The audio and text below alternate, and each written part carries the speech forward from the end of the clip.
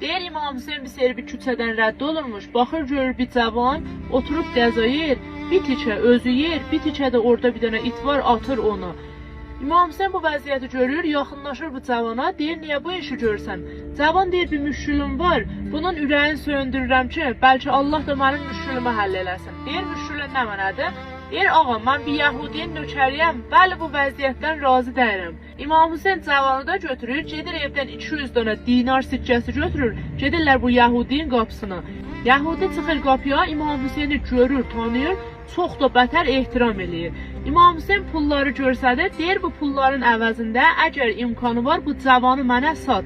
Yahudi deyir çünki sən mənim qapıma gəlibsən, sənin ehtiramı var, pul istəmirəm, bu cavanı da sənə hediyə eləyirəm. Hətta mənim evimin yanında bir dənə bağ var, bunun çəkdikləri zəhmətin əvəzinə bu bağı da bu cavana bağışlayıram. İmam Hüseyin bu Yahudi